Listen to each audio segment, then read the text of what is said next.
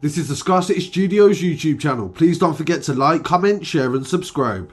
I really appreciate you joining me today and I hope everyone's had a good weekend. The first story I want to cover, as I do cover a lot of Irish news, is this story coming from Finglas in Ireland, and the police have stated that they believe it's a gang-related murder. I've read multiple reports and also social media as well, and quite early on they stated that they believed that the victim may have been a member of a family known as the Ledges, but their actual name is Ledwidge. And today the police have confirmed that Brandon Ledwidge was shot 4 times in the head and body in the garden of a house on Barry Drive. This occurred on the 18th of November 2023. They have also stated that they believe this is the first gangland murder this year in the area, and this has caused shock and upset to everybody that lives nearby. And of course, people have to understand the shock and upset that the family must have experienced as well. For somebody to be shot dead in front of potentially relatives and people that you care about in such a brutal fashion is definitely going to be something you never forget. And automatically, from the amount of bullets that was used and how they shot him, they was definitely intending to take his life. This is probably why the police believe that this is gang related. They said the 23-year-old approached the front door and the attacker was a lone gunman who shot him at close range. Despite the best efforts of the paramedics, they were unable to save his life and he was pronounced dead at the scene. Detectives believe the murder may be drug related, as the young man was suspected to have links to a gang in the local area, and the police said they targeted this group several times this year alone. It's believed that Brandon was a talented footballer and played in his younger years for Finglas Celtic FC.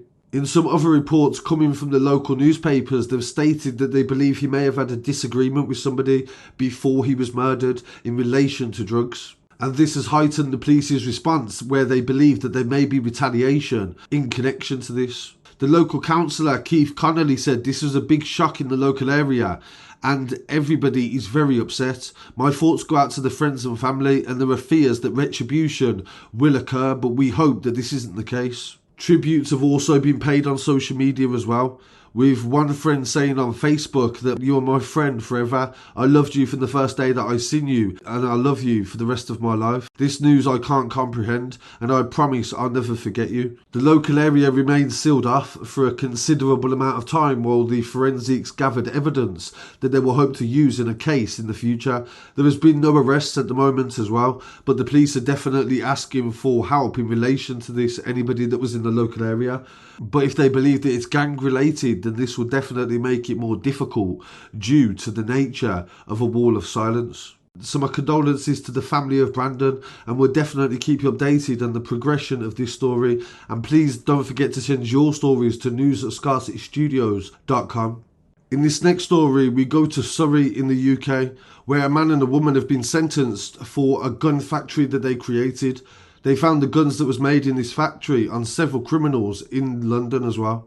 Lee Rice, 38 years old, from Surrey, and Marie Brazier from Lancing in West Sussex were found guilty of conspiracy to sell or transfer prohibited weapons. This occurred after a 12-day trial at Hove Crown Court. They were sentenced the other day. Rice was given 8 years and Brazier was jailed for 6. The criminal factory in Diplock's Way, which was in Howsham, was manufacturing firearms from scratch, and it's believed to be the first of its kind found by law enforcement in the UK. It was shut down in 2018 during an NCA operation. Carl Wood, 34 years old, from West Sussex, Greg Ackhurst, 34 years old, of No Fixed Abode, were responsible for distributing the firearms to criminals. In May 2019, they were sentenced to a total of 29.5 years. The man that was responsible for actually manufacturing the firearms was Mark Kinnan, 64 years old, from the East Sussex area. He pled guilty to possession of a firearm and manufacturing firearms, but he died in prison before he was due to be sentenced. During the raid, the police found 3 firearms. 2 of them had been made inside the place and the other one was transferred there. They found parts that was inside the property that was consistent with being responsible for the making of 121 firearms. 13 firearms were found in possession of criminals that was connected to this factory alone.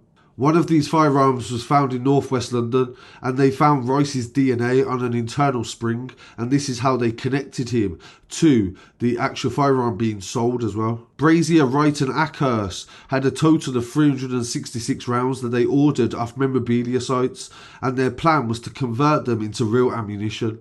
NCA officers arrested Rice and Brazier at their home in February 2019. Brazier was questioned and she said, "I don't know anything about any guns."